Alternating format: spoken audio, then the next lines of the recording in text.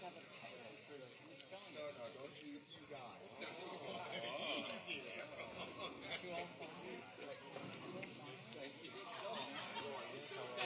Hi, nice to see you. Yes.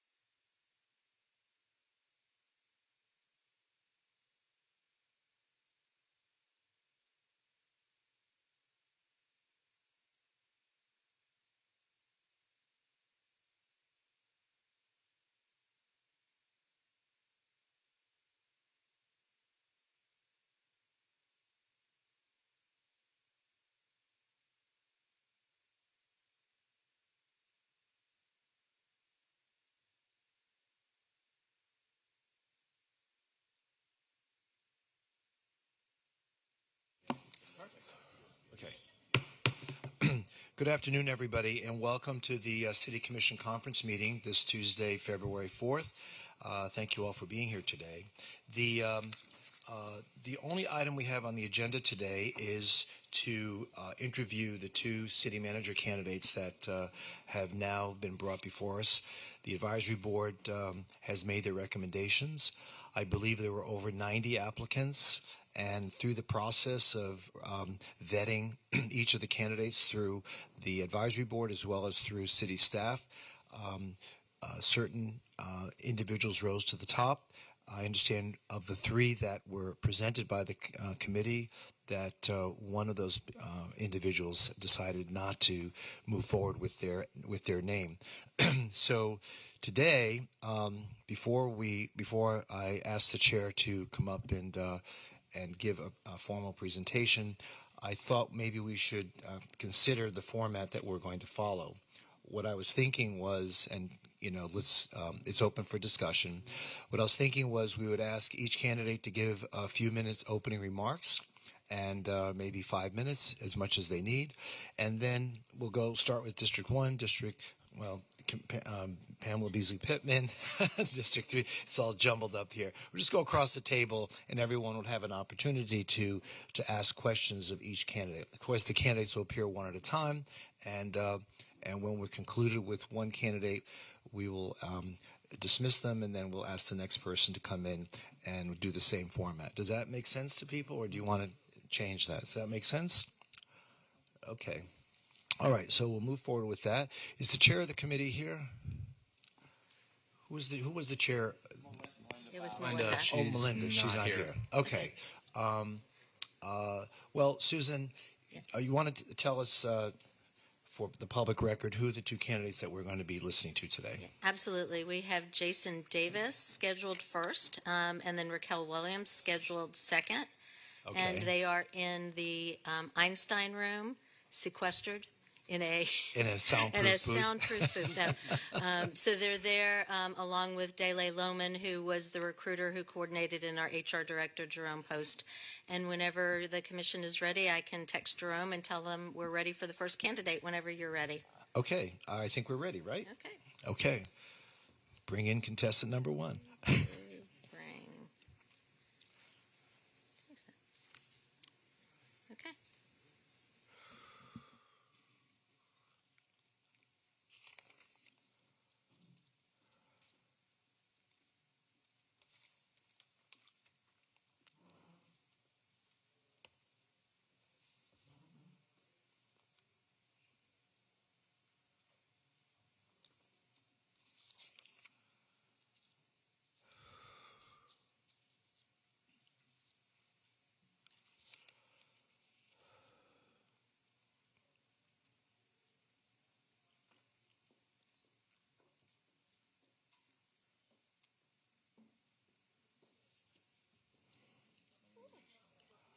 Oh, there you are.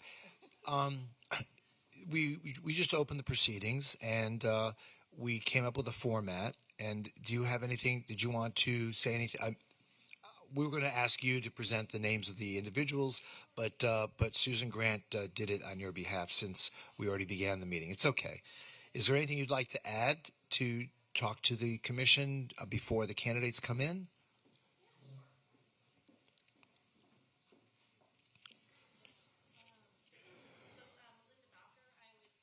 Push the button at the bottom. Okay. Great. Thank you. As we discussed at the last conference agenda meeting, I was very happy to be chair of the City Manager Search Committee as a 7-member committee. I think we talked about that before. And just to reiterate for those who are in the room today, there were 94 candidates. We used the search firm MGT. The city had hired them back in early June. Dele Lohman was our contact there, and she narrowed the pool down to 13. Then the City Manager Search Committee, we narrowed it down to 8. We ended up interviewing 7 candidates. The interviews went on all day from 8 to 5:15, and then we narrowed it down to 3. And as I discussed at the last meeting, the 3 candidates were basically we had Jason Davis, Matthew von der Hayden, and Raquel Williams, but Matthew von der Hayden did drop out. So yeah, I'm just very excited that these 2 candidates are coming before you today. I think some of you got to meet them last night at the meet and greet, and they are both candidates who are currently working in Florida.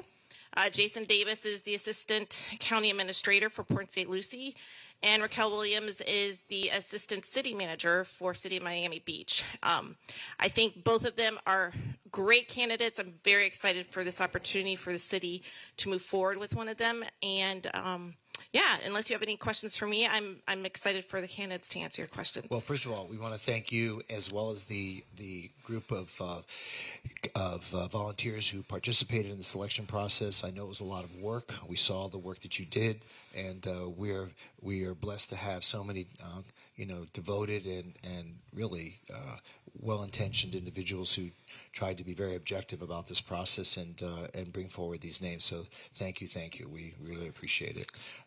And so we're looking forward to the final selection, and hopefully by the end of today we'll have a new city manager. So thank you. Yes. Okay. Well, excited for the interviews, and thank you, Mayor, Vice Mayor, and Commission. Thank you.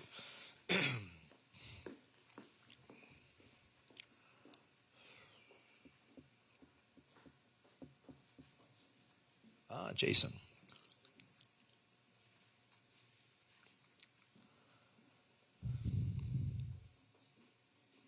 Good afternoon. So this is Jason Davis, and Jason, we had preliminary remarks made by the chair of the committee, and we, as a commission, feel that giving you the opportunity to speak for a few minutes, like some opening remarks, take as long as you need, and then we'll open the floor open to each individual member of the commission to ask you questions. Does that you feel comfortable with that? Absolutely. Okay, great. Now, I think your mic is not on. There's a button at the bottom. Great, thank you. Jason Davis, the floor is yours. Outstanding, thank you. I'm a boy of few words, so I'll burn through this fairly quickly. I do want to thank Miss Lohman from MGT. She was extremely helpful through the whole process. The staff with the city, very helpful as well. I got a chance to spend some time with you, so thank you for the time. Women's Club thing last night was awesome. They did a great job setting that up. And the people that came out, they're very invested in the community, so that was fun for me. Also like to thank my families in Palm Beach County and St. Lucie counties for giving me some opportunities to grow as a professional. Without them, I wouldn't be sitting here right now.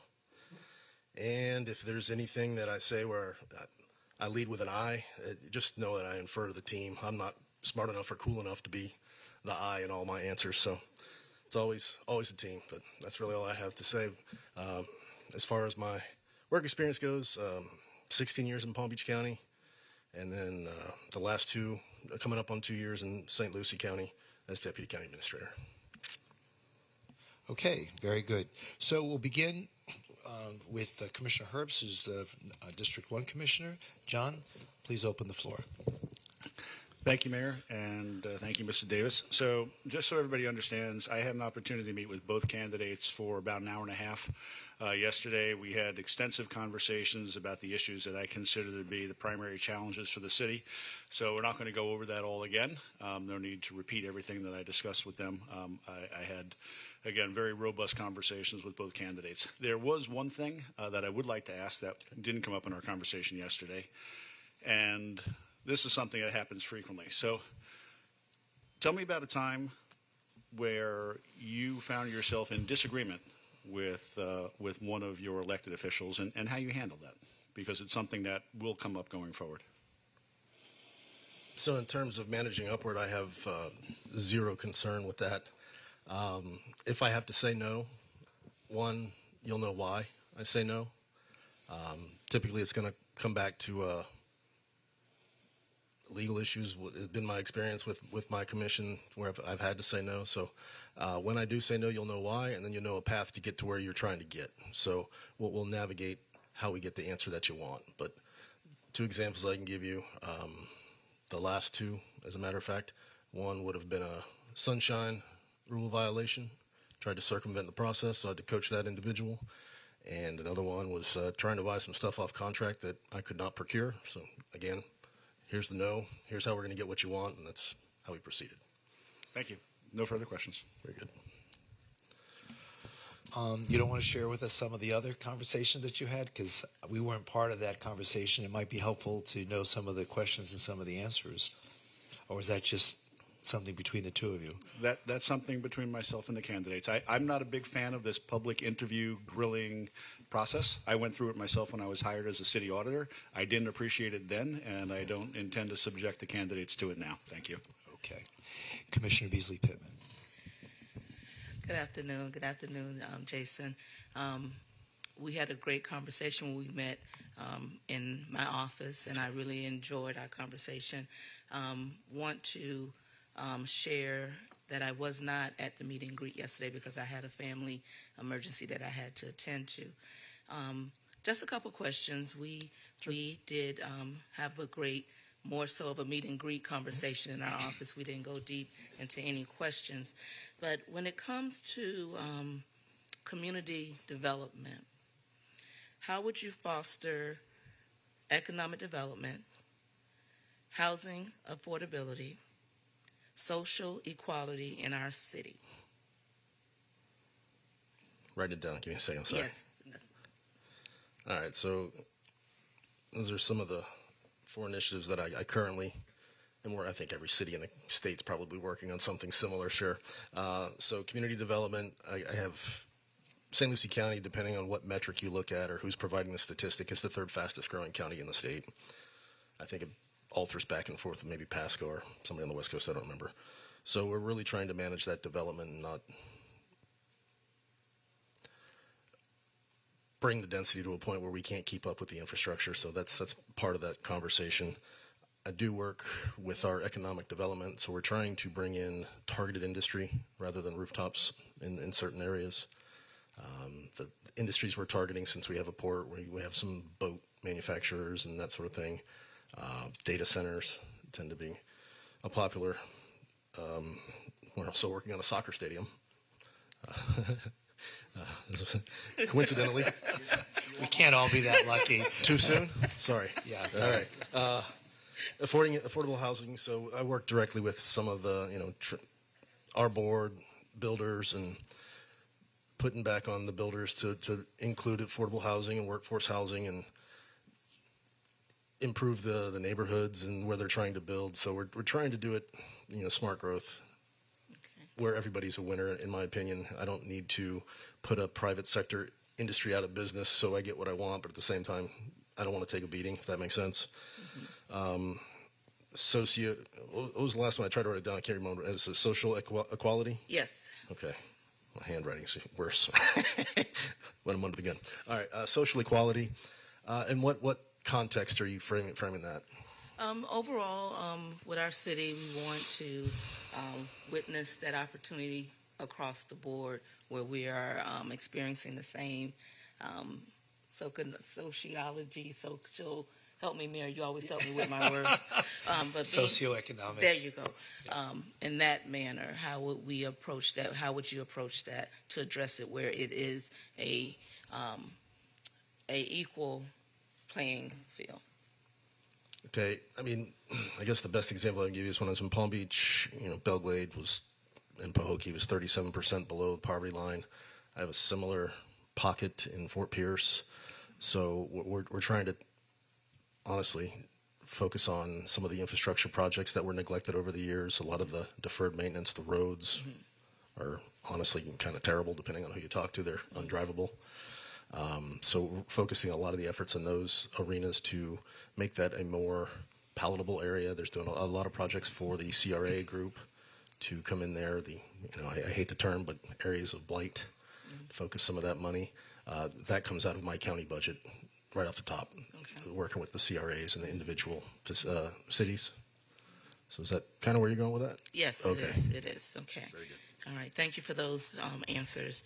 In regards to emergency management, what strategies would you employ to ensure our businesses continuity? Also, how to protect our public safety between those two? How would you balance that in emergency management? So for my entire time in Palm Beach County, every activation, I lived at the EOC, sometimes for weeks at a time. I have drafted continuity of operations plans for both utilities and the county, pandemic plans.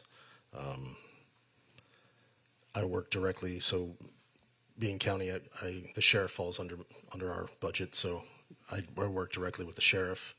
But I've taken every course under the sun from NIMS.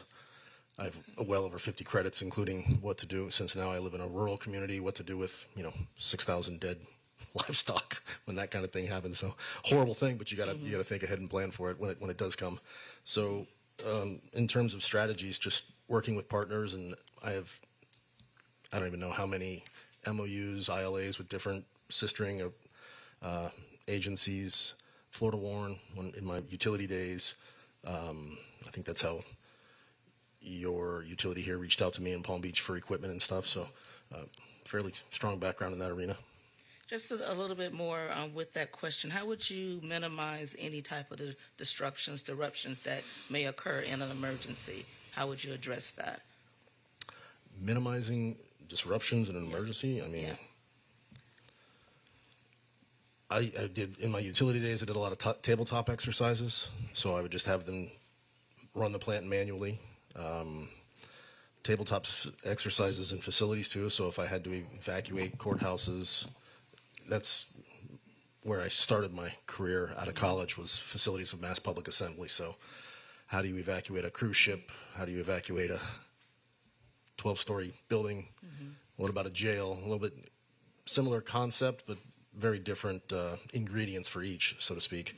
So again, a lot of tabletop exercises, all kinds of continuing education. So if I'm trying to stay current with what the industry says is a best practice, the run, hide, shoot thing, that with the active shooter, run, hide, fight, sorry. So again, just a lot of tabletop exercises and being ahead of it, budget accordingly. Okay. All Thank you, Jason. Those are all my questions at this time. Okay, thank you, Commissioner. Vice Mayor? Thank you, Mayor. So, Mr. Davis, thank you for your time today, and I also appreciated the time that we had together to have a conversation before today. I find this also very valuable that you're here today. I think this is a good exercise. I don't necessarily look at it as a grilling, but I think it's a level of transparency that the public appreciates. They were able to watch all of the interviews with the committees. They were able to follow this process. And to me, this is the culmination of that process. So I appreciate your being here with us. And again, I think this is a good exercise. I wanted to thank Melinda and her committee for the excellent work in doing that with our consultant as well. And I also want to thank the Women's Club, which I think did a beautiful job in bringing the community together last evening. That was an excellent turnout. They did a beautiful job in that amazing structure, and it's such a historic part of our city. So thank you for being there as well. I think everyone had really good conversations. I was watching everyone very engaged for the several hours that we were there. So again, and I think today brings us to obviously the end of this process. So I want to say thank you for that. Very nice. Thank you. So just a couple of questions, because we did have a discussion, but again, I think it's important, and I've been reading some more after. So I wanted to ask you, because there was some discussion in your interviews, and then also that I had read, obviously St. Lucie is going through some growth that we have already experienced. And I wanted to find out from you what your definition is of smart growth, and also how you see that applicable to Fort Lauderdale, and what perhaps you have learned in your past employment that can help you if moving into Fort Lauderdale. Okay. And I'm glad you said that, because I couldn't read my own handwriting, and I forgot to thank the search committee, because they were very helpful as well as part of the process. So in terms of my definition of smart growth, growing up in Palm Beach, the house I lived in was a 2-lane dirt road, and now it's a 6-lane major road. The growth is, and it's the conversation I have with my board now, the growth is going to come because most of it's already built out, so it's moving north. It's cheaper. The ag life is completely gone. There's no more citrus there. So that growth is going to come, and I think that some of the conversations that we try to have is manage it to a point where the density, if the density allows for 9 units per, generic numbers, 9 units per acre, let's talk them into perhaps a 3 units per acre, give us some green space, give us some bus stops, improve the community, and to a point where you can meet your numbers to be profitable as well on the private side. So we understand that. But getting ahead of, can we bring water to that area? Can we service it with sidewalks for the kids and the infrastructure? So we're running water lines everywhere in anticipation of some of that. I'm looking at trying to really push the destination, which is really what you have here. You have like a destination area. You can live here, you can walk to your office, you can walk to the grocery store, and you can walk back home. You don't have to drive 10 miles and have the impacts to the roads and that sort of thing. So we're really kind of coaching, if the growth is coming, make it a destination place where you don't have to drive all over the city to do what you need to do. Unfortunately, that's kind of how it is now. The Port St. Lucie city itself is, I want to say, 70% of our county population, and it's very dense there. The traffic, and it's my personal joke to myself. It doesn't matter where I want to go. It's a 30-minute drive. It's not a 30-minute county, but the traffic and the metropolitan planning, where the lights aren't synced or however that works. It's not my forte, but I have a brief understanding of it from my Palm Beach County days. It's going to take me 30 minutes no matter where I'm trying to go. Go to the grocery store, go get a haircut, go to baseball practice, whatever it is. You got to plan a minimum of 30 minutes. So that's where I'm trying to get with the smart growth, is manage it, make sure you can move the people, move the water, those sorts of things. So in your estimation, because obviously you've been spending some time at Fort Lauderdale and traveling around the city and doing your homework and learning as much as you can about Fort Lauderdale, in your estimation, how has the city dealt with its growth over the last decade or two? And it's been significant. Yeah. And what do you see as positive in terms of what's been accomplished, and where do you still see where there's room to improve? So I used to have an office down here in my security days. I've spent a lot of time down here. I've worked at Tortuga Fests and the boat shows in my security days, and I don't notice a difference in the traffic. If that to me is a positive. It's substantially more. I think there's a substantial more population here now from back when I used to do that line of work. But I think the traffic flows, the community's cleaner. I know there's some debate on perspective there, but I personally think when I was working here a lot, I think it's cleaner.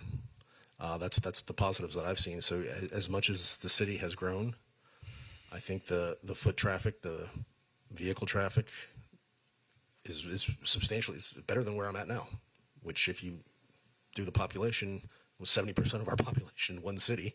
I mean, that speaks to itself, right? Every time I visit the area or work here or whatever, I struggle with parking. It's just, maybe that's just a me thing. There's a lot of parking places. Like I even tried to delay my parking meter through the app and it didn't work, so I had to just walk over and redo the whole thing. Those are the sorts of things that's, again, probably a me thing because I'm not used to it. But otherwise, I think the downtown area is fantastic. I mean, that's my personal opinion. So I understand the homelessness and the big projects, but find me a big city that doesn't have that, and as long as you're doing something to address it, that's a positive as well, in my opinion. So. Okay, thank you. And lastly, so what is it about Fort Lauderdale that is attractive to you and this position, and why do you want to be here? So I've always been a firm believer that you kind of create your own path. I'm not going to wait for somebody to give me an opportunity. I am perfectly happy where I'm at. My boss is, I mean, a rock star. My team is awesome. Every day I wake up, I'm happy to go. And I just saw this pop up, and I was like, if I sit here and wait for an opportunity like this, it may never happen again. I mean, I see little cities all over the state, and I think I'm just programmed with, growing up as an athlete. I always just want to push myself to be better, and I saw the opportunity, and I said, that's my shot potentially, so I put in for it. Again, I've lived here, not physically Fort Lauderdale, but South Florida since '84. I love it. I don't want to move, so it was an opportunity that presented itself. It was timing, I suppose. Okay. Well, thank you very much again. I appreciate your time. Thank you. Thank you. Thank you, Vice Mayor. Commissioner Sorensen. Yeah, thank you, Mayor. Jason, thank you. Thanks for being here. Melinda, thanks for all your committee's work. And Jason, thanks for talking on the phone with me several times and meeting in person. Want to dig into some Fort Lauderdale specific questions to get your sense. I'm sure you've had a chance to look into some of the topics we've grappled with as a city and get your feedback. So first, our Parks Bond program. How do you think it's gone, and what should we be doing going forward? So what I saw online, again, it's just that's my only context is what I found online so far. I think the inflation rates kind of chewed up a lot of your bond. Sorry. And I mean, I've seen that in just about every industry that I've been a part of. I had the same concept in roads and water utilities where, you start a project before you start turning dirt, it's a few years later, and now the cost is so different because of, COVID or whatever the flavor of the day is in terms of the logistics that's behind it. But where I was successful is, I mean, again, I don't want to compete with private sector. I wasn't about to try and put some of these businesses out of business. So I worked with county attorney, city attorney to say, hey, it's really not fair to this guy that some of it's on us. We delayed it. Now the prices are 10 times what they were when we negotiated this. So some people were let out of their contract. Some of them we were able to be creative with some of the alternative financing methods we were able to track down. But I mean, we had to take a tactical pause on some of them because some of the projects we just couldn't move forward either. So ultimately, it came down to what makes sense now, what makes sense down the road, and where can we get to that middle part, working with trying to be a good partner with private sector as well. And what should we do specifically going forward in the city? With your parks bond specifically? Yeah. Same concept. I mean, I don't really have a strong context to give you, so I don't know that I can give you a hard, firm answer right now, but that's pretty much how I've been successful in the past, is just taking that tactical pause and see where we can get to a mutually agreed upon. I mean, if there was a couple instances where we had to tell private sector, sorry, own it. It's not fun, but it's part of the business. So Okay, great. Bridge versus tunnel. What should we do there? yeah, I love it. So I think I had some conversations with you specifically on this. I have built everything public sector you can imagine: jails, courthouses, libraries. I have never done a tunnel. So I had a lot of questions, what made sense O&M wise for the long term. On the tour this morning, they mentioned potential landing spots. What's it going to do to the traffic if it goes to Sunrise or Broward Boulevard, or, so again, a lot more for me to digest, but listen, I don't know if I had a one-sided context, but listening to the one side, it sounds to me like tunnel is the way to go. But again, I need more. I got to see it and feel it and touch it and digest it a little bit more than some generic conversations. But personally, again, you've lived here and seen the growth. I think the growth is going to continue to a degree. So if you can divert that traffic underground, I mean, that just makes sense to me with the tunnel. But Great, thanks. Last question. Train, sorry. Yeah. Train, yeah. Yeah. Staffing. So coming in as a city manager, how do you evaluate talent? How do you determine who stays, who doesn't, who's doing what, and what leadership role? How do you walk me through that analysis? So, I mean, for me, it's very important that the team understands it's not the United States adjacent. I take the input and I understand. I'm empathetic to a point where, do we need some course correction? Do we need some EAP? What am I missing in terms of why does this person not belong anymore? If that's where you're going with that. I think I've made some generic comments along the lines of, right now I serve 100,000 more people, but I do it with almost 2,000 less staff. So there's things I just don't understand. I feel like I'm missing something there. So I'd like to understand that. But I think being lean, especially with some of the budget shortfalls I think the state is anticipating, need to be creative there before we put ourselves in a position where we have to physically start laying people off, just because we've done, I think, a poor job of managing that thought, trying to think forward on that. But yeah, I'm not a come in and tell people how to do their job. It's more I'm going to take input and we'll come to consensus and do what's right for the big picture. Great. All right. Thank you, Jason. Oh, yeah. Thanks, Mayor. Great. First of all, Jason, thank you so much for being here today, and thank you for your interest in wanting this job.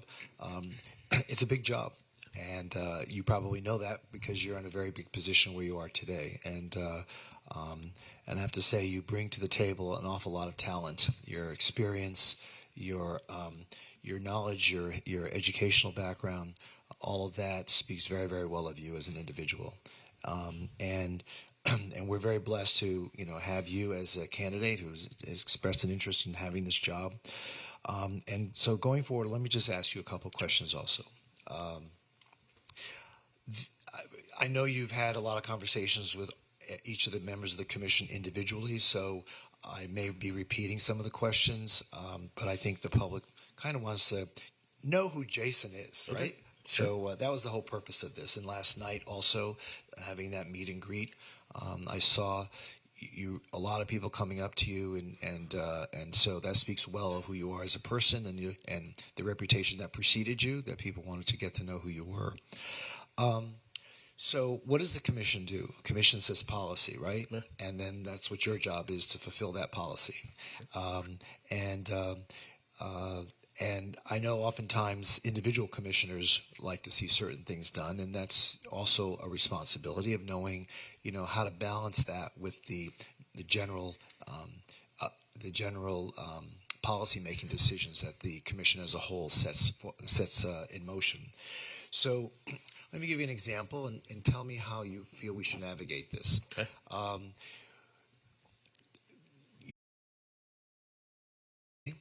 One expired a few years ago, the one we had on the beach, and we have one that's about to expire later this year. The commission has made a decision to seek to extend it. We probably won't get the county's participation or the school boards, but we've talked about just continuing the city's role in this, which sets aside the TIF money in order to proceed. I don't know if you had a chance to go to the CRA area, but a lot of investment has taken place there. Tell me what you, based on your experience, what you feel the role of a CRA is as it's coming to an end. Do you feel that they should be continued? Do you feel that that tax money should instead go into the general fund? What are your thoughts about how CRA should be dealt with? So I know this is public record. I'm going to be careful how I respond to this, but the two CRAs that I currently work with, and the one in Port St. Lucie, I'm of the opinion it doesn't meet the requirements. It's not an area of blight. It's a beautiful area. The one in the northern... How many cities are in Port St. Lucie? Three. At 41, I think, in Palm St. Lucie Beach. County, I meant to say, yeah. Yeah, and 3 in St. Three Lucie County. cities? Correct. So... we're duking it out with 30 other cities. Yeah. Again, I had 41 in Palm Beach, so I get it. A little different in St. Lucie County, but for me as a county, you know, what's best for the community as a whole. So I don't have the choice with my CRAs. The city's about to renew. The Port St. Lucie is going to renew theirs for, I want to say, 30 years. Mm-hmm. So what we've done is just worked with them, saying, hey, if you're going to do that, it takes tax right off my ad valorem, so it goes directly to them on day 1, October 1. So we're trying to be creative on what we can do so that the whole community wins. We're good partners with the city, right? So maybe it's giving up some service area, multiple municipal service area where they can take on some water customers, or they can take over some roads. We don't want to, not that we don't want to, so that we can't keep up with that sort of thing. So we just work with the individual partners to see where everybody can benefit. Mm-hmm.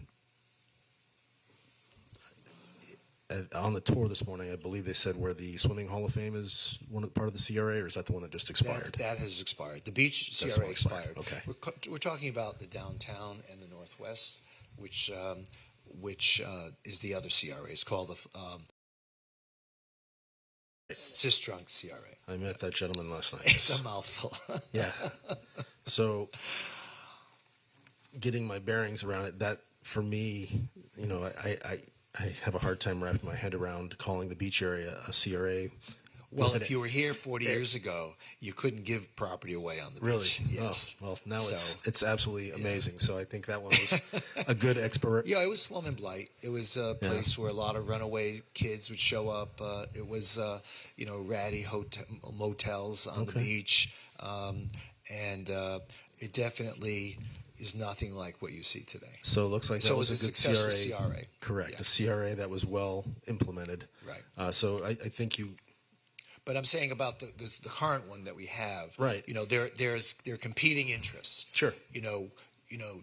We see budget shortfalls looming in the future, in the very near future. We're seeing fewer and fewer opportunities to close that gap.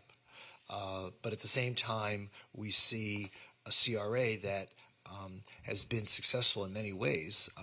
The Flagler Village area, which is the immediate downtown, you see a significant amount of building going on, and you start to see more of that happening as you go further west. So my question was, considering those competing interests, where do you feel? And if you don't feel comfortable answering it, just say that you don't know enough about it. But if given that scenario, how would you advise the commission in terms of making those choices as we are, a growing community? I think you just look at the success that you've had on that beach area, because it's absolutely amazing now. And if it's as bad as you indicated, that was successful, and I think that's something you'd like to repeat in this area where you have a population density. So that's probably the extent of where I'm comfortable speaking to at this juncture, but without more context. Okay. All right. Commissioner Beasley Pittman talked about opportunity, equal opportunity, business opportunities, job opportunities. What role do you see, again, advising the commission, what role do you see the city commission taking in creating job opportunities, business opportunities, and in what form do you think that should take if you feel that's the role of the city, or is that the role of the private sector? Where do you feel that does the city have a place in that conversation? So I think the answer is yes, but just based on current experience. Working with our Economic Development Council, again, we're trying to bring those target industries in, and those are jobs that are high-paying jobs. So it gives back to the community where, one of the concerns we have right now is a lot of those kids up there are going to college, and they're graduating college, and they can't find jobs, and so they're still living with mom. So this Economic Development Council is bringing in these higher-paying jobs. Some of the pushback that I have is, we have, let's just say we asked this particular group to bring in 50 jobs at $25 an hour, whatever the metrics are. Sometimes they'll pitch a scenario where it's 10 jobs at $17 an hour, but they want the county to pay for, give them tax breaks on the business and offset the salary. So I don't understand how the county wins there. I see how the private industry wins because they're going to do their 10 years with tax breaks and they're going to bail and go somewhere else. So I think if it's managed correctly, I think it brings value because now you're allowing the people that live here these high-paying jobs where they can stay living here. So do you think that should be a budget item within the city budget to be able to foster job or business opportunities? I do. I mean, to an extent, there's got to be some partners. Mm-hmm. I don't think the city or the county can bear the brunt of that. Mm-hmm. But at the same time, I think it does bring value to keep your families here. The vice mayor talked about growth and how to manage growth, and I know St. Lucie County is experiencing growth, and Fort Lauderdale is experiencing growth, but I think we're experiencing different types of growth, right? And you've had some time now to look at what's happening in Fort Lauderdale. Interesting your comment that from the first time you were here to now, you don't see much of a difference in the traffic, which someone pointed out to me, a newspaper article in 1987, was it? I think you had pulled it up, how people were saying they're never coming back to Fort Lauderdale because there's so much traffic. And so so there was traffic then, and 40 years ago, and there's traffic today. Trains, tunnels, bridges, boats. Fort Lauderdale is a very complicated city. We are blessed to have a very robust marine industry here. We're very blessed to have a robust real estate industry. And we're continuing to see an improving hospitality industries ever since COVID has left us, thank God, that our industries are coming back. But one of the other kinds of things that we've been talking about is diversifying the economy here. Okay. And tell me a little bit about your experience in St. Lucie County and how you might apply some of those practices to Fort Lauderdale in terms of diversifying our economy, how you would advise the commission in that regard. Okay. So back to the traffic comment. I think it's just context. Because like I said, I grew up on a 2-lane dirt road, and now it's a 6-lane major thoroughfare. University Boulevard used to be a 2-lane road. Now it's 8 lanes in some places. So. The traffic moves, though. I mean, again, come up. If you're bored, take a drive up to St. Lucie County and spend 30 minutes going 8 miles. But I digress. All right, so diversifying economy. And again, that's 100% the goal of that Economic Development Council. Will bring in unique businesses. Citrus is not going to be a thing anymore. The farmers that have the dairy and beef, the cattle industry, it's moving out. So some of the projects that are, I think, pretty unique in that arena now. There's a public-private racetrack coming in where you can take your fancy car out and drive it as fast as you want. They have these things called garage mahals where What are they called? Garage mahals. Yeah. They've been proposed here too. So that's pretty neat. As odd as it sounds, I'm excited about it. But the Buc-ee's gas station coming. There's one in, I want to say, Orlando, Daytona, something like that. But that's coming to St. Lucie County. The data centers. We have an Amazon that's coming in, a warehouse that's it's over 1 million square feet. I just when you look at it from the outside, it looks like 10 football fields. It's massive. Probably is 10. It's incredible, and it's mostly robotic. Other cool projects that I think I've been a part of were just creative, outside the box thinking. Did that involve government partnership with any of these folks that are coming in, or was that just happenstance that they just decided that St. Lucie County was the place to locate? It's a little bit of both. Bringing in the Economic Development Council brought the racetrack people in. It's not a new thing. There's one in New Jersey, and I want to say there's one in Vegas or something. I don't remember. But they targeted that area because they knew we're looking to build a entertainment district. So people can just go there and do all kinds of fun stuff that you can't do anywhere else, trying to build that tax base. Other creative things, again, bragging on the team a little bit. In my utility days, we had an area that we would just have to flush millions of gallons of water because it was a dead end, but we had to service the people that were out in that area.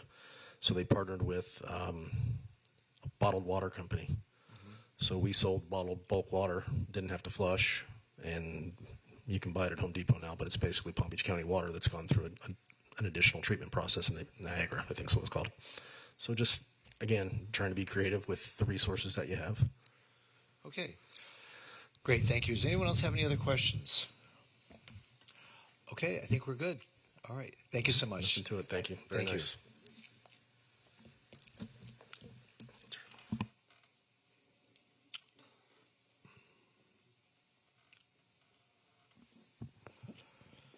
And Mayor, while Jason goes back, you'll let us know when you're ready for Ms. Williams to come. Well, why don't we just take like a 10-minute break and then we can come back? Yeah. Take a 10-minute break.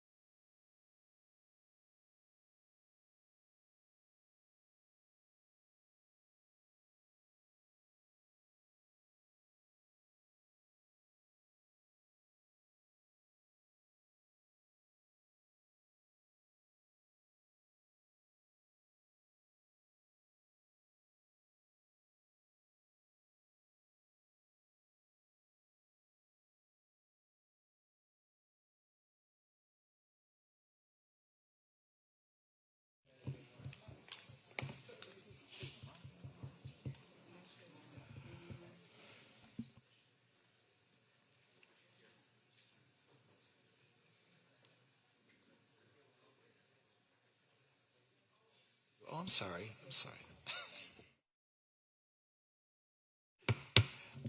Okay, folks, we're going to resume our conference meeting, and we'd ask Raquel Williams if you could please sit in the hot seat.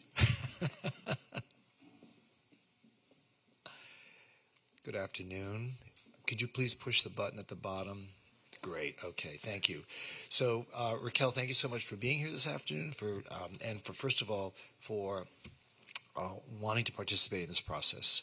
We thank you for your interest in wanting to be our new city manager. And today, what we had decided was that we would invite each candidate to give like opening remarks. You have as much time as you want, and then from that we'll ask each member of the commission to ask you questions, and then if you have any closing comments or whatever, you'd have that opportunity, and that's going to be our format. So the floor is yours. Welcome. Thank you so much. Good afternoon, Honorable Mayor, Vice Mayor, and Commissioners, Charter Officers, Fort Lauderdale neighbors. It is my pleasure to be here today. I have been participating in this recruitment process with great joy because I find that Fort Lauderdale is an environment full of optimism, diversity, vibrance, and a promising future. And so I've really enjoyed participating in this process to date, and I really think that it's a privilege for me to share my professional background and experience and share how it is not only recent but also relevant and relatable to Fort Lauderdale. I currently work as an assistant city manager in the city of Miami Beach, just to the south in Miami-Dade County. I have had experiences in other municipal settings, including coastal communities. I've worked in Broward County. I've worked at the executive level. I've reported to an elected mayor and city commission. I have had staff oversight. I have managed significant budgets. And I have a variety of experience that I think position me as the ideal candidate to be city manager in Fort Lauderdale. My academic credentials include a Master of Public Administration from Florida International University. I also have a Master's of Mass Communication from the University of Florida. I have various certifications and credentials, including being a certified economic developer, as well as a ICMA credential manager candidate. I have the Florida Redevelopment Association credential as well. I think that Fort Lauderdale presents itself as an opportunity for me to help bring stability. I know that the manager role has seen some turnover in the last few years, and it is my hope that I would be able to fill this role and to promote consensus building, promote staff development, and also push Fort Lauderdale to its next level of success. Thank you. Okay, thank you so much. So I will invite Commissioner Herbst to begin the process. I understand you've spoken with everybody privately so far. Okay, great. So Commissioner Herbst. Good afternoon, Raquel. Nice to see you again. Likewise. Enjoyed our conversation yesterday, so I thought it was very fruitful, very valuable. One thing I would like to touch on that we didn't get to yesterday is tell me about an instance where you have had to disagree with one of your elected officials and how you've handled that. Is that a trick question? Because no, because it will come up. No, I'm just reflecting on the fact that many of the elected officials I've worked with or for are still sitting on the dais. And so I want to navigate that carefully. I do recall an instance where I made a recommendation to push forward an initiative to do infill development in an area of a particular city that historically had seen underinvestment, and the city owned several vacant parcels of land, and a particular commissioner thought that it would be in the best interest of the city to sell the properties to the highest bidder. And my recommendation was to do something slightly different with more of a focus on equity and ensuring that members of the community had an opportunity. And so I pushed for development of an infill program that allowed first-time home buyers to become part of the community in a way that they had never been able to before. And I went back and forth with a particular commissioner, and ultimately I demonstrated that the pros outweighed the cons, and that promoting equity within the community while also bringing development was in the best interest of the city. And so ultimately that commissioner at the end of the day saw the benefits and ultimately decided that that was the right opportunity for the city at the time. Does that complete your questions? Okay. Commissioner Beasley Pittman. Good afternoon, Rachel. Good afternoon. It's good to see you again and have this conversation. I do apologize that I was not able to attend the meet and greet on yesterday. There was a family emergency. But I am glad to be able to sit before you today. I have a couple questions for you. I had sharing that when we met in our private conversation, it was more of a conversation, so we didn't go deep into some questions. But there are a couple questions I have regarding community development. And that question is, how would you foster economic development, housing affordability, and social equity in our city? So in terms of economic development, I would certainly lean on the city's partners. Upon reviewing the city's organizational chart, I do notice that there may be some gaps in the economic development function based on staffing resources. And so I would certainly want to look at existing partners in the city, including the Broward Workshop, the Greater Fort Lauderdale Alliance, the Downtown Development Authority, Urban League, OIC, as well as any other group that works toward economic development goals in the city, particularly in areas that need more attention. And so I would promote economic development from a multifaceted approach.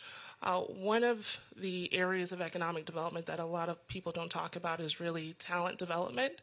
And so ensuring that youth in the community, as well as those who are underemployed, have opportunities for development in terms of their skills and their educational credentials.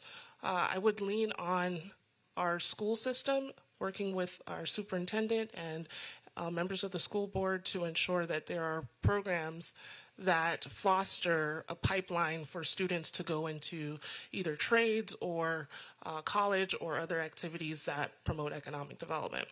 Another facet of economic development includes redevelopment or real estate activity. I know that the CRA is slated to sunset, and I know that there are plans to transition, and I think that development in terms of affordable housing and business and commercial opportunities would really help the city to be more balanced. The uptown area is an area that a lot of folks don't really talk about from my perspective. I think there's a lot more focus on the downtown area, but I think there's significant opportunity in uptown. I did visit the executive airport and I toured the area, and I see a lot of potential there to create more of an economic hub, as well as leveraging what's there now. So ultimately, I think from an economic development perspective, it's about partnership, it's about talent development, and it's about redevelopment. Okay, thank you for that answer. Also, still on the community development, you may have kind of answered this a little bit, but if you could describe your experience with community development initiatives such as downtown revitalization, neighborhood revitalization, and also affordable housing programs. Sure. So I do have a graduate certificate from the Florida International University in Community Development. I was brought into the city of Miami Beach to help establish a community redevelopment agency in an area of the city that supports the tourism and hospitality economy at a time when Miami-Dade County was not keen on creating new CRAs. I have had oversight of the Planning and Zoning Department in the city of Miami Beach for almost 2 years. And while serving as executive director of the Dania Beach CRA, we did significant community development work. In terms of affordable housing, I have negotiated negotiated affordable housing deals as well as implemented infill projects or leverage resources to promote private development. I think of a particular project in Dania Beach, on Dania Beach Boulevard, where it yielded 300 units of housing, leveraging funding from the CRA through Broward County to work with a private developer who does a lot of work in Fort Lauderdale, by the way, and that really created the gateway for housing opportunities in Dania Beach, even prior to Dania Point. In Miami Beach, I worked on a project that offers 80 units of workforce housing at 120% of the area median income, as well as about 2,200 square feet of ground floor space for a cultural partner, and a 32-bed dormitory for the Miami City Ballet. Ultimately, that project can be shifted to go to an AMI of about 100%, which would be more affordable for many more residents. But in the beginning phases of the project, the 120% AMI bracket is what really makes it financially feasible. What we're seeing more and more is that land costs are very high. It is very difficult to promote affordable and workforce housing without a significant subsidy. And so I would be interested in seeing how Fort Lauderdale can continue along the path of increasing housing inventory, particularly at the affordable. Thank you. In regards to emergency management, what strategies would you employ to ensure business continuity, minimum disruptions, and protection of public safety? Okay. I think one of the first things I would do as city manager is evaluate the emergency management plan that exists. I would work with the fire chief and the police chief. I would also work with our IT director to identify any opportunities to promote cybersecurity for the city. A lot of people don't think about cyber attacks as something that is all about emergency management, but really we've seen cases across the country where cities are very vulnerable, and so I would want to make sure that we are promoting cyber safety amongst our personnel. I would also want to talk to the community to find out if there is a feeling of safety. Are there enough officers that are visible? Do we, as a community, does Fort Lauderdale feel like we have enough resources to promote safety in an emergency situation?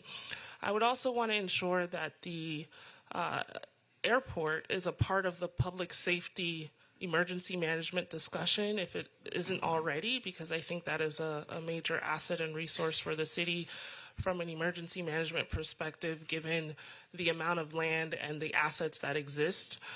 So as far as emergency management is concerned, I've had experience with oversight of fire and police during my time as interim city manager in the city of Miami Beach. I worked very closely with those departments.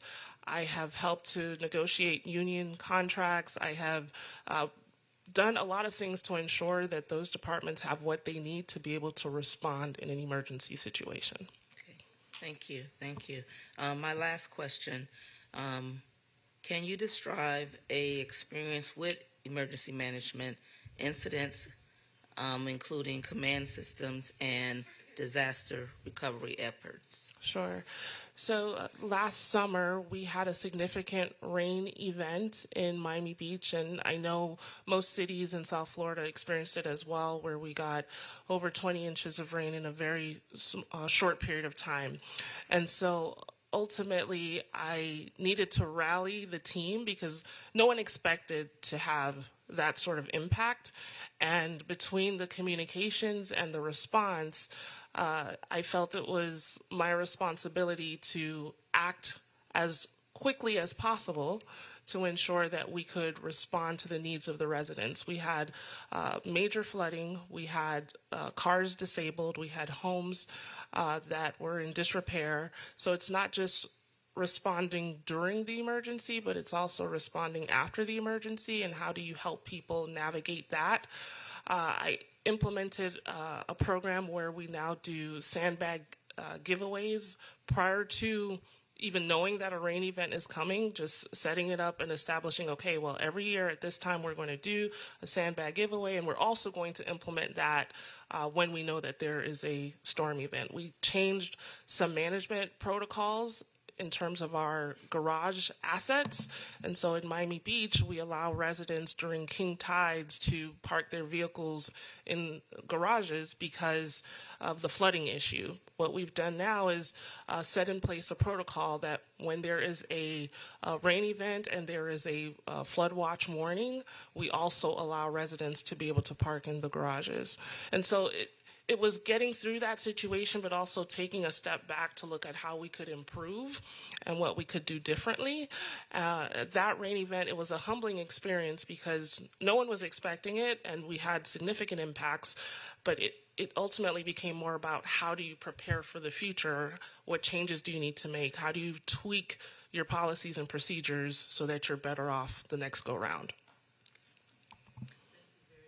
I'll turn my mic off. Thank you very much. Thank you. I'm done, Mayor. Does that conclude? Okay, very good. Vice Mayor. Yes, thank you, Mayor. Good afternoon, Ms. Williams. How are you today? Good afternoon. I'm well. Excellent.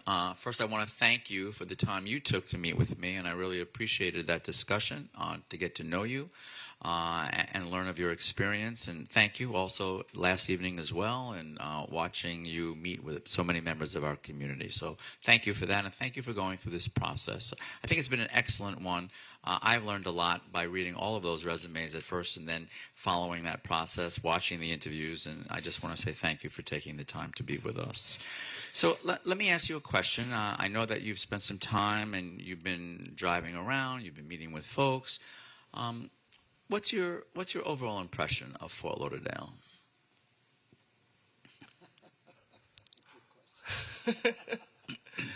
So I've visited Fort Lauderdale many, many times in the past, and I have visited more so now that I've been in this process, and I've been looking at it through a different lens, a more strategic lens, so to speak. I see a lot of opportunity in Fort Lauderdale in terms of the various districts, but also as a whole. I see a vibrant community. I see a diverse community. I see, and I've heard from residents who have high expectations and also want to participate in the progress of Fort Lauderdale. And so that makes me hopeful because I see that everyone wants to be part of the team and wants to work together. I have observed that you all are a very visionary commission, and that is very positive. I have also observed that you have a competent leadership team and capable team, and so I see opportunity there as well. I also have noticed that there are opportunities for improvement and maybe areas that could be tweaked, and ideas that I have about how Fort Lauderdale could progress even further.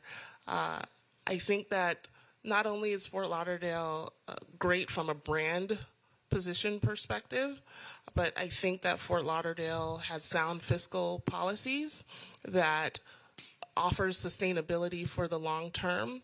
I see that Fort Lauderdale has an eclectic mix of environments, from the waterways and the beach and the industrial areas, the residential areas, and how it all mixes together, I think, is very unique and sets it apart from other major cities in Broward County. Thank you. So, and you have mentioned about taking Fort Lauderdale to the next level of success, and you did just mention some areas where you see room for improvement and tweaking. Yeah. Can you get into a little bit more detail about those areas of improvement and needing for tweaking? Sure. So based on articles that I've read over the past several months, I've not watched... from the Sun Sentinel. From various publications that I will not name. I have watched several meetings, and I have had an opportunity to discuss areas of concern with residents, particularly those at last night's event. And I recognize that there is a strong desire to manage the homeless situation. And there's also a strong desire to ensure that infrastructure improvements are implemented in an equitable fashion. I also recognize that there are concerns related to the environmental health of the city and its waterways. I recognize that there is a desire to also have social and economic equity within the city amongst the districts and the various neighbors within those districts. And so I would want to take a look at those departments and those areas to see where I could help promote more progress. I've also noticed that the budget may be experiencing some challenges in future years, considering the millage rate and opportunities for revenue generation. And so I'm already thinking of how we can potentially be creative and entrepreneurial to ensure the fiscal health of the city for years to come. Thank you for that. Our city's had what I would consider to be a good deal of success with public-private partnerships. What's your experience been with those in the cities that you've worked with, and how do you see that playing out for the future of Fort Lauderdale? I have experience with negotiating public-private partnerships, both those that are solicited and those that are unsolicited. I've had the opportunity to sit across the table from some very savvy developers and entrepreneurs, and have had to really advocate on behalf of the city in a way that met my ethical standards and also promoted the interest of the city. And I foresee that in Fort Lauderdale, public-private partnerships will continue to need to be negotiated, as a few are in the pipeline or in some stage of the process. I know that the City Hall project may potentially be a public-private partnership, depending on the will of the commission. I know that there are several projects that have already been slated or have development agreements or license agreements in place, and perhaps there needs to be more oversight from an administrative perspective to ensure that terms of those agreements are followed through and that the city gets what it's entitled to based on what has been agreed upon. So I do have experience with developers in terms of affordable housing projects, in terms of rental agreements, management agreements, even event agreements. Recently, I negotiated the yacht portion of the boat show that has been in Miami Beach for several years but took a hiatus and now will be returning. I have oversight of the city's convention center, which is a significant economic driver in Miami Beach, and negotiated the agreement for the management of that facility as well. And so there's no public-private partnership that would intimidate me. I am a shrewd negotiator, and I actually take pride and joy in being able to advocate for the city in those regards. Oh, thank you. As a shrewd negotiator, help me understand how we can better work with Broward County. We are the largest. We are the largest city. We are the county seat, and yet I would probably say, if someone said to me, Steve, for the 7 years you've been sitting in this seat, what's maybe your biggest disappointment? I would say, and I don't think it's anyone's fault particularly, but I just wish that we were able to walk down that path a little bit more in sync with our colleagues at the County Commission. I wish we would meet with them more. I certainly wish that they would understand why a tunnel is the way to go with regards to commuter rail. And there are so many other opportunities for us that I think we're missing the target. Any thoughts about that relationship, about that partnership, and what you would bring to the table in terms of making sure that we were fostering a better partnership with our brothers and sisters at the county? Thank you for that question. So I grew up in a household with 3 brothers, and they were older than me, and I always had to be a little scrappy sometimes and speak up and go after what I needed, and I never held back with advocating for myself. And I would look at the relationship with Broward County in the same way. You're part of a family. Fort Lauderdale is part of Broward County. So all the municipalities are part of the whole. And so you got to play nice with your big brother or sister, but you also can't forget to advocate for yourself. And I think the best way to do that is with open communication, transparent communication, frequent communication. I think that a lot of the discussions that I've heard surrounding the relationship with Broward County really stems from a difference of opinion, and I think it would be my job as city manager to try to promote collaboration and consensus building. Also, take a fresh approach in looking at certain projects to see how we can bridge the gap, pun intended, to ensure that all partners walk away with something that works for the community, both in Fort Lauderdale and Broward County at large. And I think those discussions, from what I've seen in Miami-Dade County and in my time in Miami Beach, sometimes an argument over A turns into an argument about B, C, D, and E. And I think that trying to foster that relationship, both at the staff level and at your level, is very important so that we can isolate differences of opinion and not have it spill over into every other topic of discussion. Thank you. Last question. So why Fort Lauderdale for you? Why is your experience with the other cities that you've worked in and worked for taken you to this point in time? And why does this make sense for you to be now a city manager in Fort Lauderdale?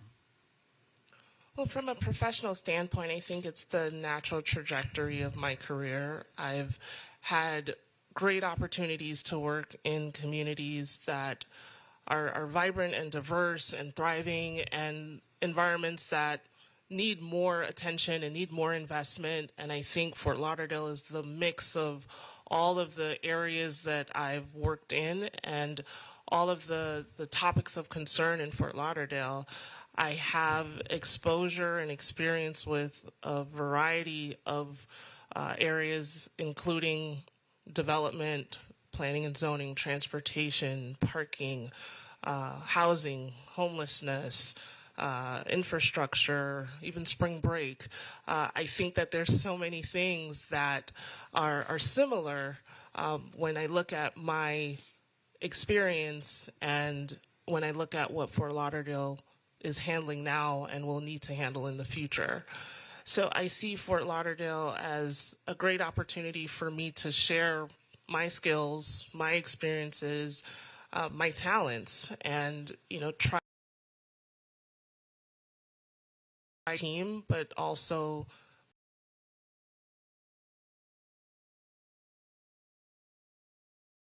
To be with us today, it's greatly appreciated. Commissioner. Good to see you. Thanks for the talks we've had on the phone and in person. Infrastructure earlier. Talk to me about what you understand the challenges with water, stormwater, infrastructure in the city of Fort Lauderdale, and how do we pursue funding for the needs you think we have? Okay, just taking a quick note there. Yeah, take your time. So from my observation, Lauderdale has a pretty robust plan for infrastructure improvements. I think that part of the challenge with implementing funding, how to pay for these types of improvements, then it's how to procure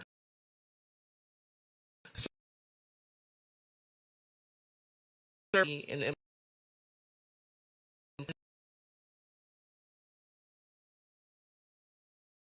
capacity to oversee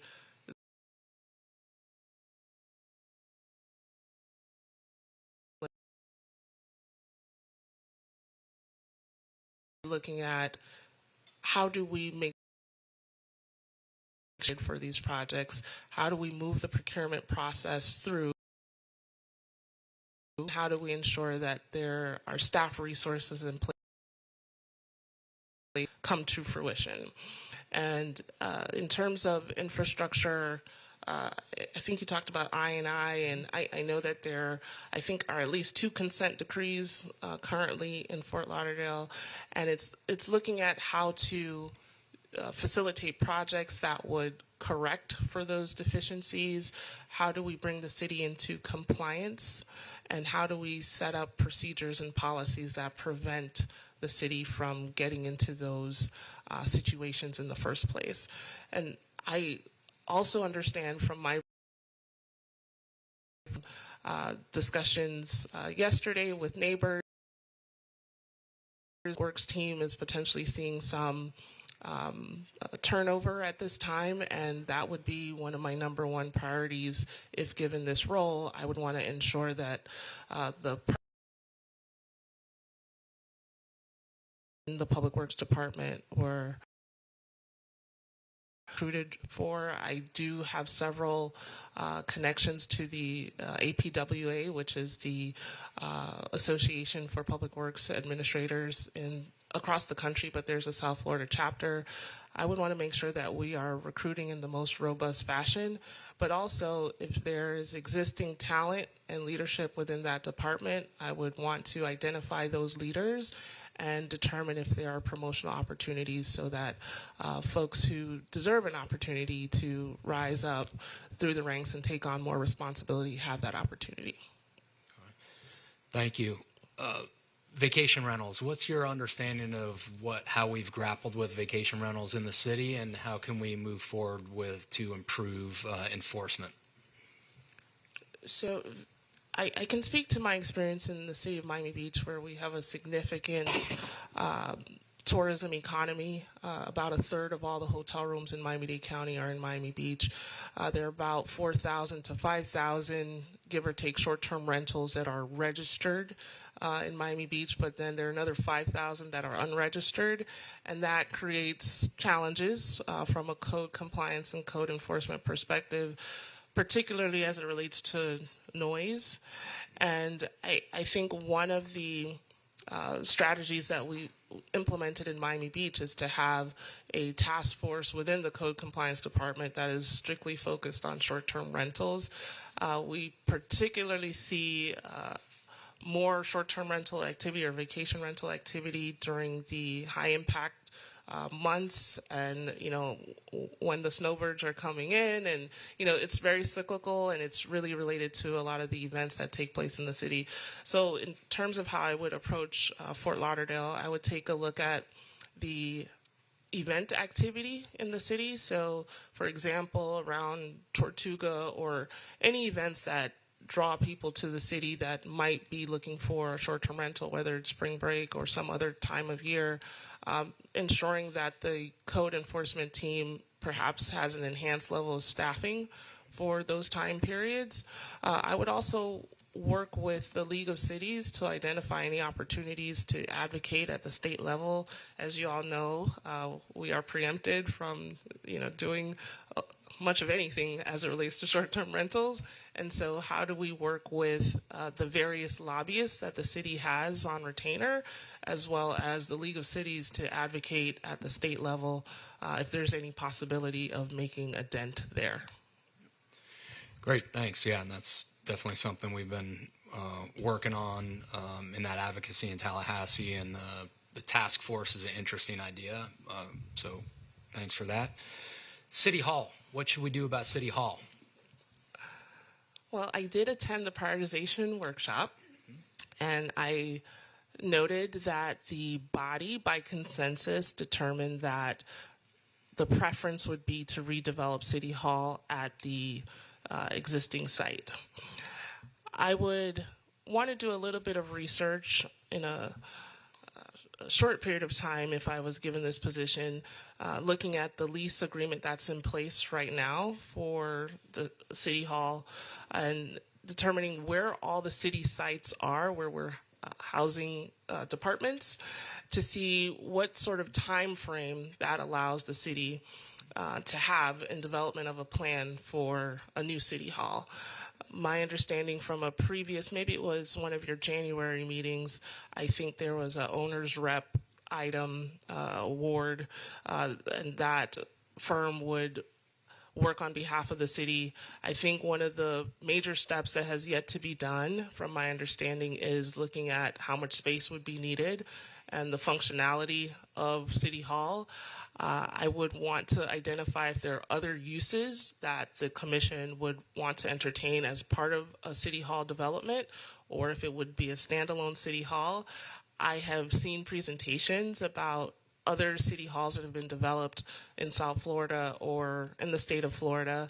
I have not seen as much of a robust discussion as to the funding for a new city hall, and I would want to talk to senior staff about opportunities. I think there's no way to move forward with any alternative without knowing what funding resources are available and what the space needs are, and if there's a mix of uses that would be more desirable. Great. Thank you, Raquel. Mayor? Great. Thank you, Commissioner. First of all, thank you for participating in this process.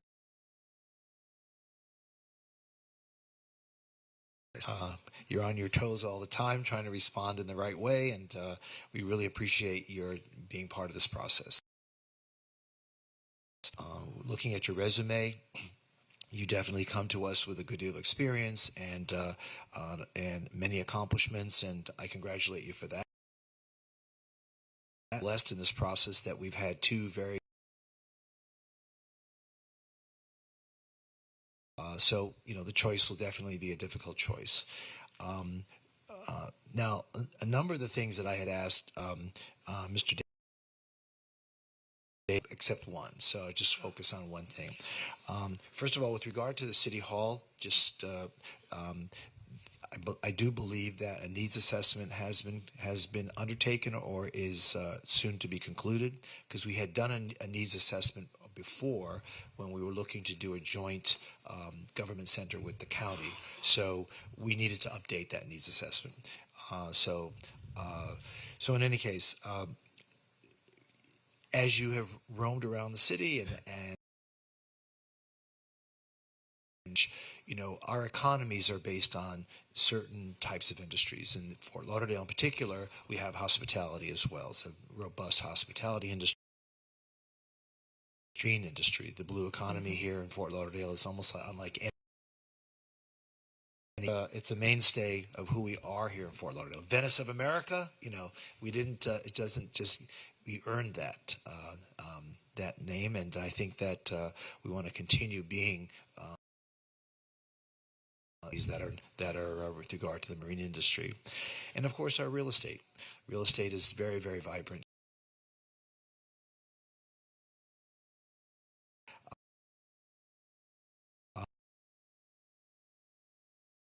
Experience that you really can't rely on these industries to be with you all the time. Our hospitality industry, it depressed our real estate industry to some extent. The marine industry, everyone was buying boats. So but the point is that economic development is part of. I've always been or establishing economic development department within the city. Tell me a little bit about what your experience has been and what you think Fort Lauderdale should do with regard to diversifying its economy to move ahead in the century to taking on challenges that it could just go by. Thank you for the background and for that question. In Miami Beach, the Economic Development Department was established in 2019. And in about a year, it had seen turnover in leadership. And part of what I was brought in to do in my initial role in Miami Beach was to serve as Economic Development Director. And I helped to build that department into what it is now. which is a highly functional team focused on not only business attraction and retention, but also on community development and redevelopment, because those two work together. One of the industries, Mayor, that you did not mention that I think Fort Lauderdale should really capitalize more on is the aviation industry, particularly in the north end of the city. I think that provides a great opportunity for businesses, but as well as those in the community that may be underemployed and looking for jobs and skills that could yield a high wage career. I think the city's economic development function, I would want to look at the staffing resources that are available today and look at what the goal and understand what's the resources available. Is it a city function, or is it just something we should leave to the private sector? I think it is absolutely a city function. I think when the city has control over resources that are funneled toward an outcome that is in the city's interest, I think that's the best strategy. I also think partnerships are key, because without those partners in the private sector, there's not much that the city will be able to do and to leverage in terms of resources and opportunities. So I think it goes hand in hand. I think there's a place for the Greater Fort Lauderdale Alliance. I think there's a place for the DDA. There's a place for the Broward Workshop. There's a place for the Marine Industry Association. There's a place for all the chambers of commerce that serve the city. But I also think that there's a role that the city has to play in driving the direction. So one of the areas that I specifically have worked on in Miami Beach is diversifying the economy in the COVID and post-COVID era. And so we looked at migration patterns across the country and saw that we were getting an influx of people from certain states. And what we did was invest in a economic development marketing campaign to target areas across the country where we saw opportunities for those decision makers, those entrepreneurs, those folks in the C-suites that were looking for an alternative environment to have either a new headquarter operation or maybe a regional headquarters in somewhere that's more sunny and more beautiful. And so we targeted Chicago, Connecticut, Southern California, Silicon Valley, Washington, D.C. with targeted ads and developed various marketing collateral to try to promote Miami Beach as a destination, not just for sun and sand, but also as a business destination in the tech and financial services space. And so we've seen much success in that area. And I think with the real estate that's available in Fort Lauderdale, including office space that is available, and the rates look very reasonable, I think Fort Lauderdale is very well positioned to attract businesses that could diversify its economy. Okay, great. I think that's it for me. And all the other questions that I would have asked, I think, have been asked by my colleagues. So does anyone have any other final questions or comments they'd like to make? Do you have any final comments you'd like to make? I have some questions. Okay, go ahead. And I'll start with you, Mayor, and of course any other elected official who would like to answer. And Commissioner Vizzi Pittman, I asked you this in our meeting together, but what do you feel is your responsibility as an elected official in helping the city manager be successful? Anyone want to take that? Let me take a stab at it. Okay.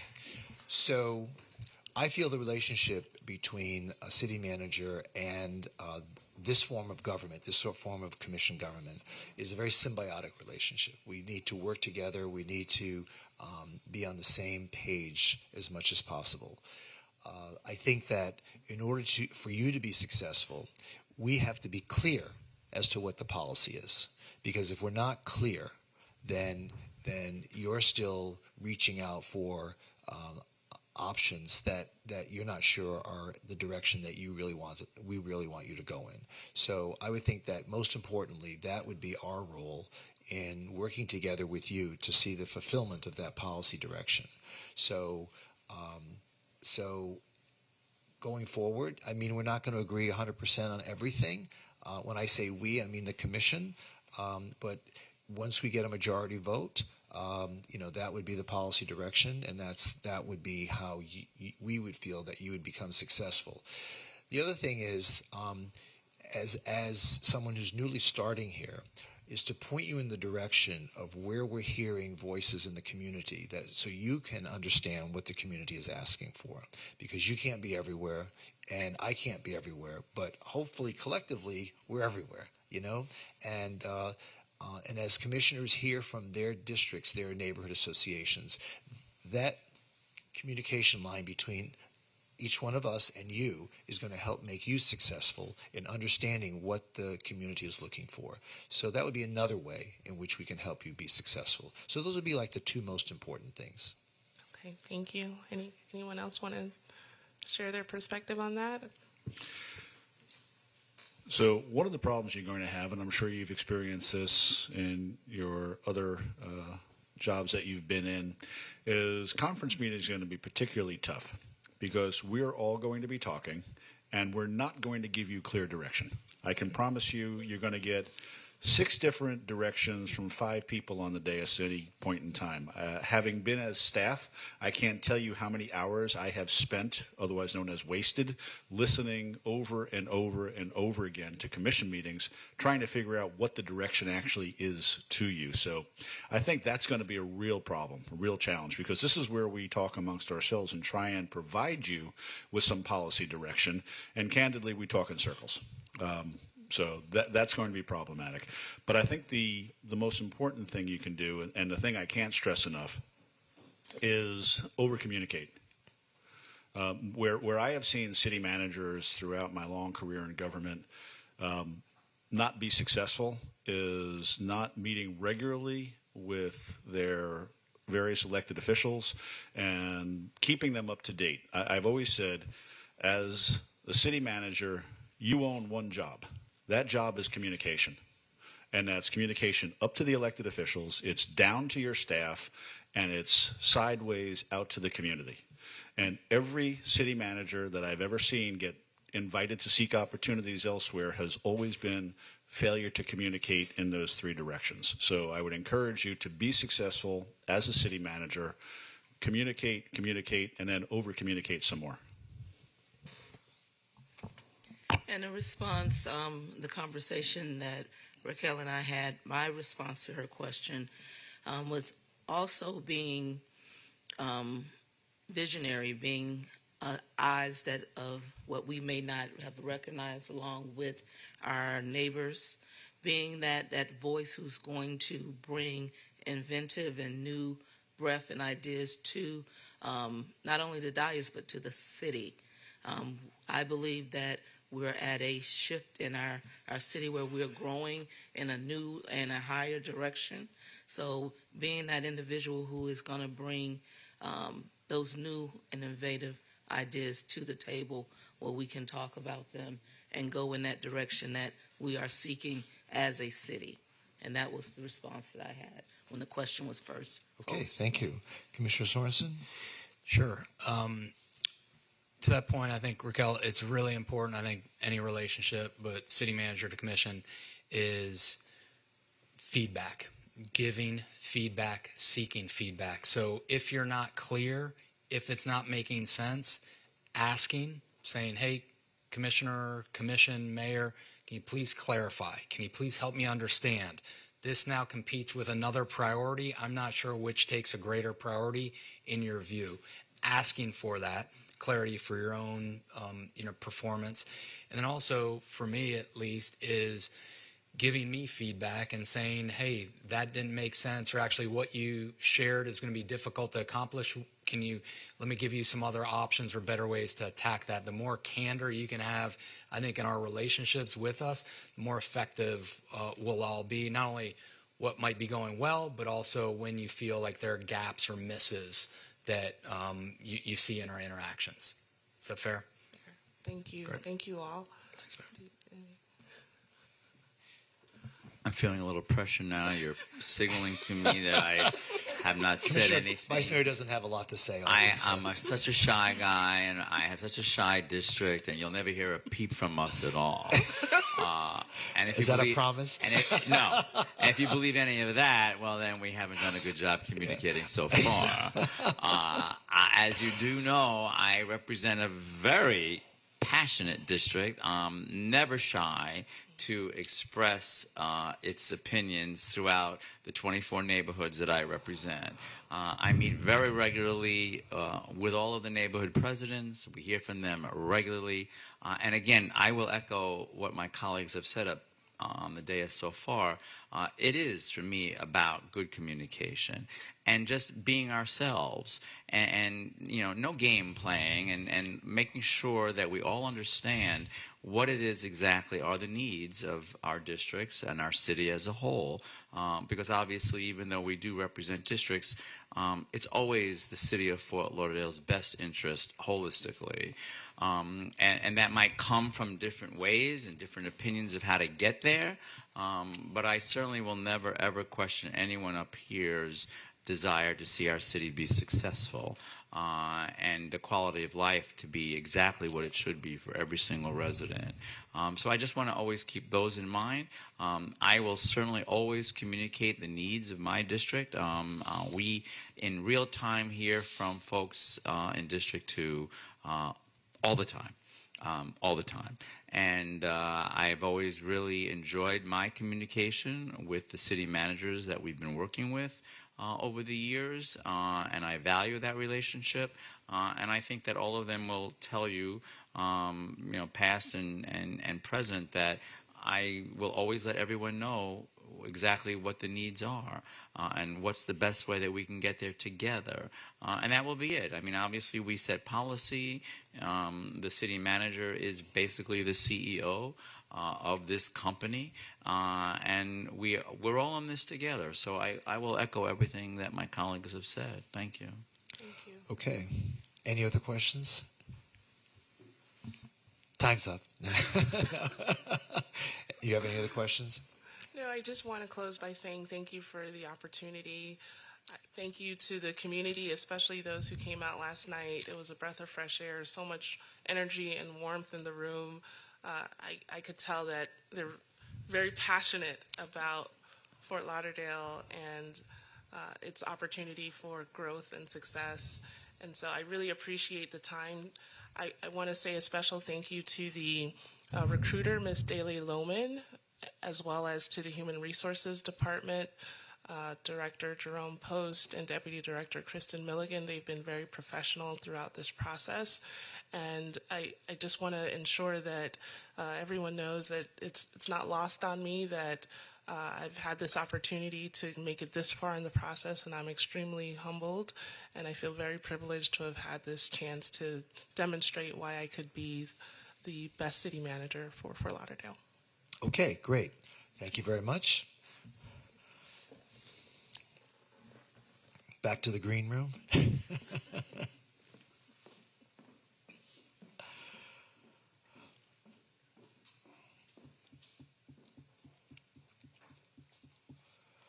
So, has she exited?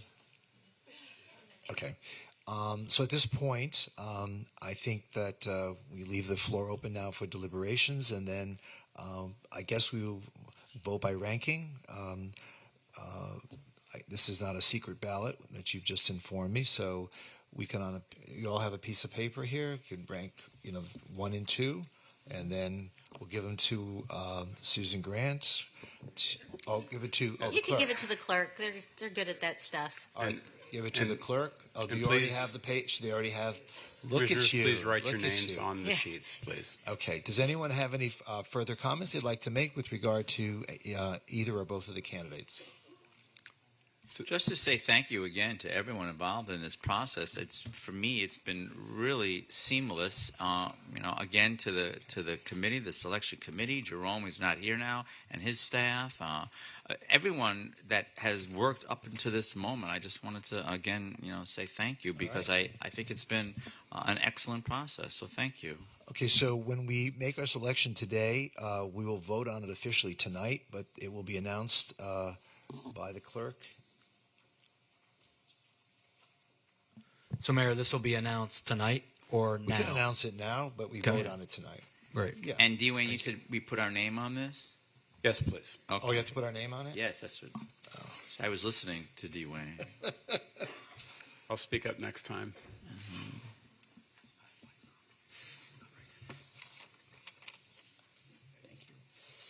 I see another operation in the future. I know.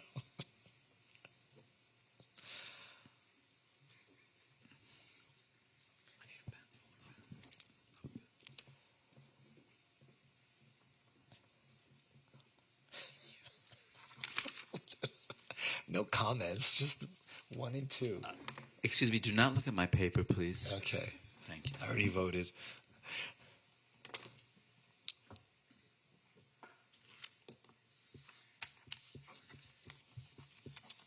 Thank you. Appreciate it. Thank you.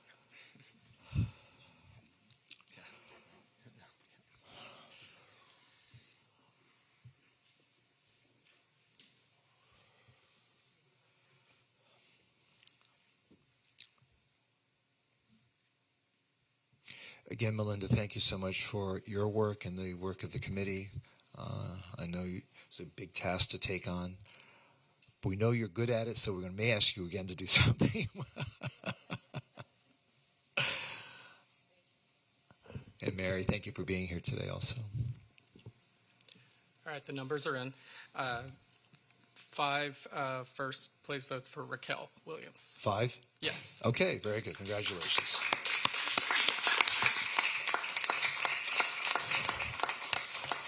Okay, so I guess this will conclude our meeting, our conference meeting. We're going to do commission reports and everything tonight, and so we'll see you all at 6 o'clock. At 5 o'clock, we're going to have we'll have a presentation for Teachers of the Year. It's going to be in this room? Downstairs. Downstairs. At Marty's Bistro. Okay, so I hope you can all participate in that.